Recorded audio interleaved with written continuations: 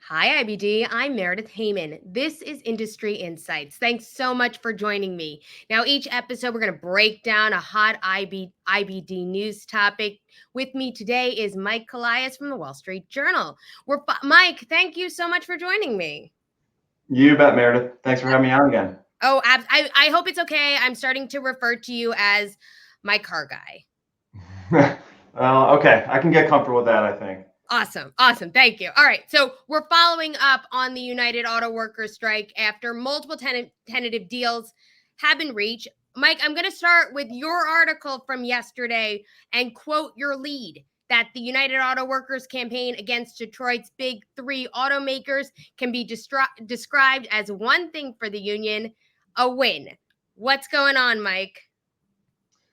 Yeah, well, I mean, the companies have referred to these as record contracts. The union saying it's the biggest gains they've had since the 1960s. 25% wage increase for workers. They also got back this cost of living adjustment, which they haven't had in like 15 years. That gets baked into their fixed wage, which really puts them at more like 33%. There's a bunch of other good stuff in there. There's temporary workers really are going to get a huge pay increase, which is, that's driven the union nuts. For years, you've had people on the line working next to someone and they're getting paid half. So there's, some of these people are working for 16 bucks an hour now and will be getting paid 40 by the end of this 4-year contract. So yeah, there's a lot, retirement benefits improved. There's a lot of stuff that I think the workers will like in these tentative deals. Now, as you just said, tentative being the operative word, but what's the likelihood of the UAW coming together, ratifying these, sending them off? Yeah, I mean, the process now, it'll take a week or two. The union leadership, they're the ones that hammer out these terms with the companies. And so they go and explain in fine detail what all is in these deals. And then the workers at their local chapters across the country, they vote on this. It's widely expected that it will pass for a lot of the reasons I mentioned. It's a really rich contract. The union was very vocal all along, sort of negotiated this in public, which is very unusual. And so some people have said, well, did they raise expectations too much? They had asked for a 40% increase at one point and like a 4-day work week. And, there were some things they did not get. But I think by and large, these are some pretty strong gains. And I would expect that at all three companies, the workers will ratify them. And now, these new deals, what potential impact do they have on the Detroit Three, on the auto industry as a whole? Are we going to see our car prices go up even more? Yeah, I'll answer that part first. I think longer term that is a possibility from this. I think right now it would be difficult for the companies to push through price increases because prices have been up so much post pandemic. People have been willing to pay up for features and the highest trim levels on different models. Companies haven't been giving discounts. A lot of that was because there was a car shortage, and that's started to get better, but prices are still really high. So, the consumers, there's going to be more pressure. There already is on the consumer, higher interest rates. I think their ability to pass through some of the costs in the next, year or two is going to be difficult. But I do think longer term, Ford pegged the increase in these labor costs at about $900 per vehicle. I mean, this is an industry that agonizes over spending nickels and dimes, like adding cost to the car. So that's a big hit, and I think that's what the Detroit auto executives are most concerned about. We were already at a competitive disadvantage to the foreign automakers, to Tesla before this contract, and now that gap has just gotten wider. Yeah. Now, the strike began September 15th. So we're going a month and a half already. We're still not done completely as these deals have not been ratified yet. So, how much has the strike in total cost the Detroit Three? Has it cost also the other automakers that aren't unionized? Yeah, so two parts of the question. The first one is just on, when they got these tentative deals, the union instructed their workers to go back to work. So the strike for now is essentially over unless they were to turn down this contract. Maybe they go back out. But for now, the strike at all three companies, workers are getting back to the assembly lines. You've had about $3 billion hit across the three companies, so roughly $1 billion each. That's actually not as bad as a lot of people expected going in, because I think, as we've talked about, the strike was only at certain factories. Most of the factories weren't affected, and so that limited the impact to the bottom line.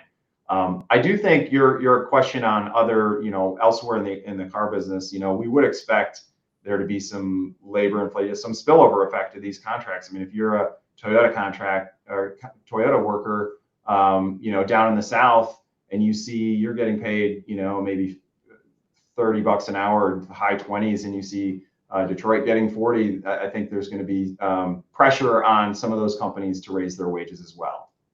Yeah, absolutely. Now, what's next for the UAW in terms of organizing other automakers that aren't already unionized? Tesla, Toyota, Volkswagen in the US. What's going to be next for them?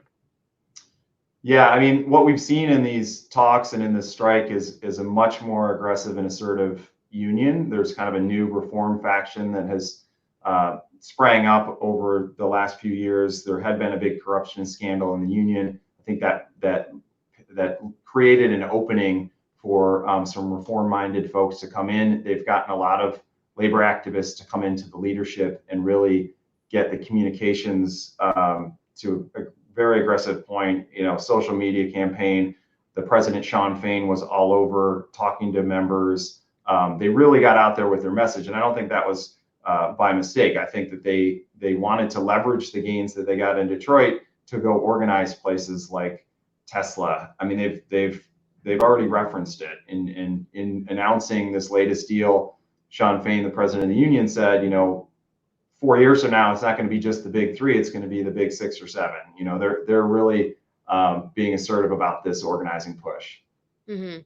And through the strike since September 15th, how have Ford, Stellantis, GM, how did those stocks respond to the strike? And what are we likely to see now that these deals are coming to a close, coming to being finalized? Yeah, what we've seen is a lot of pain in the share price of both GM and Ford, particularly.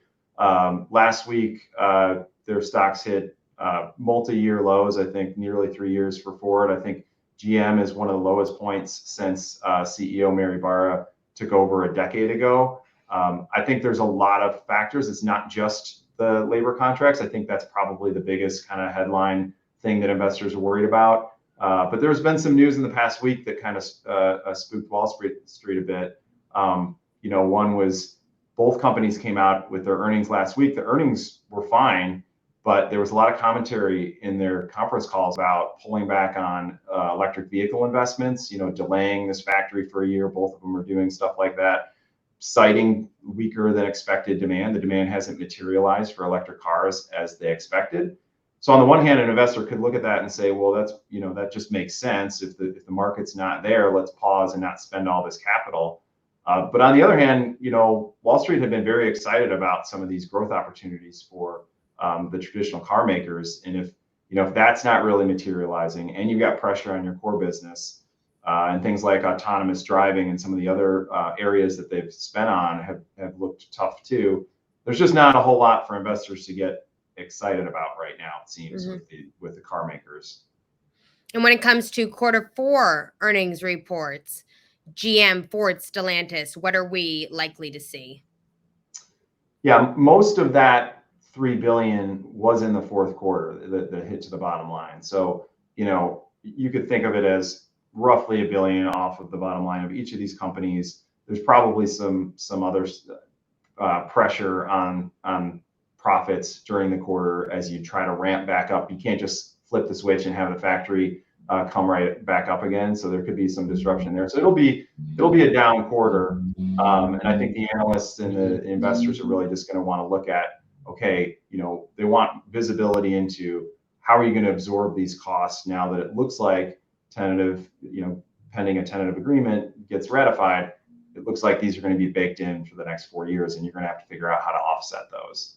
Absolutely. Well, I don't know if you guys heard my unexpected sound effect happening right outside my window of a motorcycle revving its engine. I didn't plan for that, but we're going to go with that. It goes with on trend if you all heard it with me. But for now, Mike, we'll be watching. Thank you so much for joining me again. Thanks for having me. Appreciate it. Absolutely. And thank you all for being here with us on Industry Insights. This is IBD. I'm Meredith Heyman. Thanks for watching.